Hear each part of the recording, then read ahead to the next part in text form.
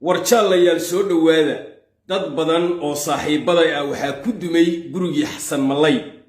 ra'iisul wasaaraha Soomaaliya ayaa goordhow ku dhawaaqay in aysan jirin wax la yiraahdo New Jubbaland sidoo kale ra'iisul wasaaraha ayaa ku dhawaaqay in uu tartami doonin gobolka Gadana ay ka damacsan yihiin qorshe kale haddaba qorshahaasi muxuu yahay hadalka ra'iisul wasaaraha maxaa iiga baxay xogahaas ayaan rabaa iyo xaalka Gadaba inaan idin kaga warramo jaalayaal soo dhawaada waxaan doonayaa muuqaalka inaad iga fogeysaan oo aad maaragtay leegta la dhacdaan leeg waxaan ahayn caaw hasaarinina muuqaalka leeg waxaan ahayn hasaarinina waxaan rabaa inaan isla daawano laba muuqaal oo aan ka soo kala goostay ra'iisul wasaaraha si hadalka iyo sheekada aan iskula jaan qaadno waxaan rabaa marka hore inaan soo daayo oo aad ila daawataan muuqaal ra'iisul wasaaruhu uu ku sheegayo in aysan jirin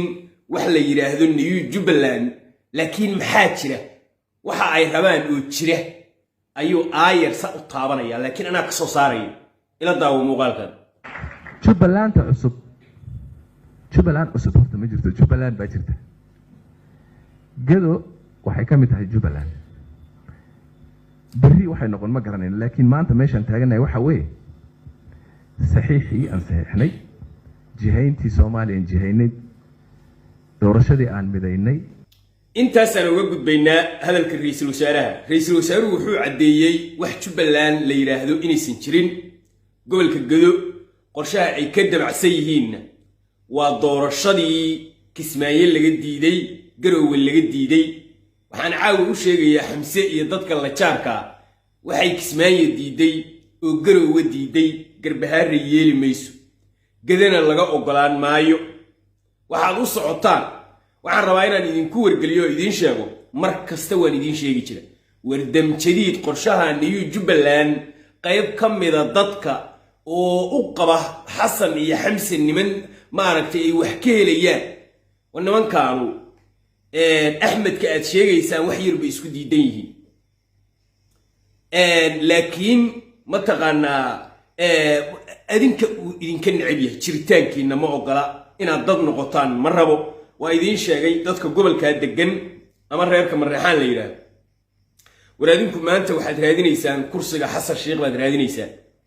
حمسة وإذن شيء يمشي رحني ويري أحمدنا مشرحنا adinku idin kan cibiyahay horay baan idin kugu sheega in nolosha la idin karido in la idin baabi'iyo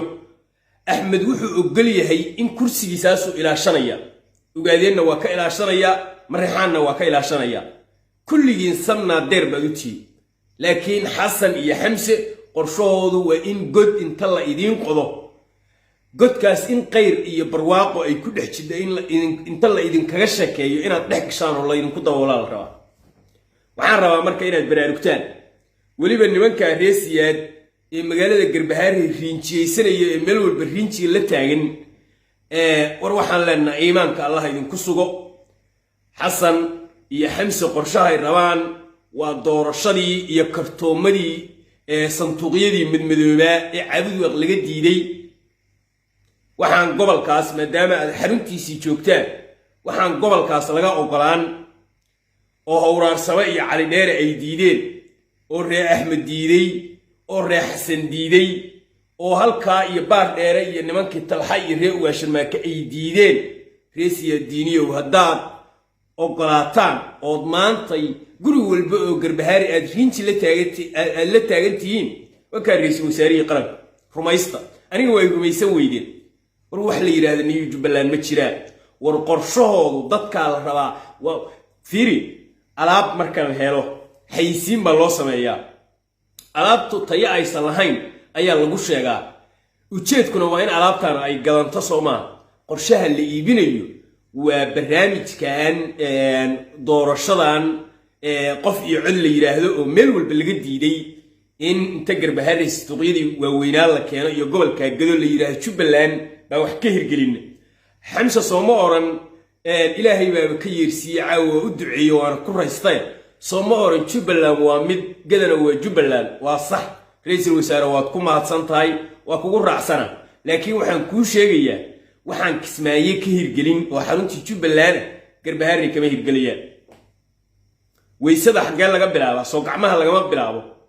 gacmihii Jubbaland kismaayo ka bilow ayaga kadib nookeen intaasaan rabaa inaan u sheego qorshaha odagu waa dul maray oo wuxuu yiri ninka la yiraahdo Axmed waxaan uu nala saxiixay ilaahay hadduu kuu sameeyay yahay waa ri ma aragtay geesu leexatay Jubbaland inteeda kale waa laga socodsiinayaa wuxuu ku xisaabtamayaa waa degmooyinka Gedo oo gacanta dawladda ku jira mideeda kale hadal aad u foolxun buu wuxuu yiri nin sargaal ah oo aan geynay balad xaawo oo ma aragtay markii uu saad diyaaradda uga degay waxba lagu bilaabo wixii balad xaawo ka dhacay oo 300 oo kun oo shacab ay u qaxeen oo dagaalkii aad aragtay ma wuxuu ka dhashay sargaal aad magacawdeen inaad meeshii geysaan inta miyuu ka dhashay wuxuu ku leeyahay raas Kamboni baan ciidan hadalka waa u soo noqonayaa waxaan rabaa muuqaalkan waa ilooba ila muuqaal yar baan rabaa inay ila daawataan kalsoon xumada iyo waxtar xumada xamse caawa ka muuqata ilaahay baa u dareemi karaa qofku hadduu isaga isbahdilo waxa la yiri waxa igu soo dhacday gabay ahaa wiil 12 jir hadduu lali ahaan waayo marti leelka dhaxad timid haddii uu musaas soori waayo raganimo lidis kuma jideeyay liiciyo ogaada xamse waa ninka maanta ku haya anigu ma sharaxni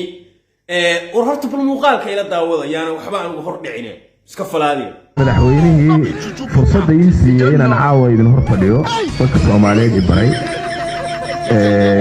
fursadda ii siiyay inaan dalkayga u shaqeeyo wax u qabto inta soo garab fadhiisto islaama sharaxay intaasaan uga gudbaynaa waxba hadalkiisa sii wadwadi mayno wuxuu leeyahay ra'iisul wasaaruhu anaa idin iftiiminayo warka idin kala dhigdhigaye wuxuu leeyahay ra'iisul wasaaruhu codkiisa iyo muuqaalkiisa marka arkay horta waxaan soo xasuusta ayaan hore waxaan daawanayay islaan ka sheekaynaysa ninkeedii waxay leedahay ninkayga nolosha uu mugdi ayuu ii iftiimiya meel xun anoo joogo iga soo qaada carruurta cadcad buu iga dhala weligiisi ma dayicin waa idar yeelay markasta magaciisaan xusaa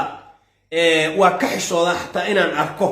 markuu ninkay hormarahay hoos baan fiirshaa waxaan la xishoonay wuxuu ii qabtay weey waa run oo waa marwo laakiin ra'iisul wasaarahanagu inuu sida gabadha inta u hadla yiraahdo markaan xasan arko wajigiisa waan xishooda hoos baan eega sababtoo ah waa ninkii nolosha ii iftiimiyay xasan sheekh waa ninkii ilaahay ku sameeyay dadka ay baray oo caan iga dhigay walbal fiiri waa ra'iisul wasaare qaran reer dhan buu matalaa reer dhan oo daarood la yiraahdo matalaa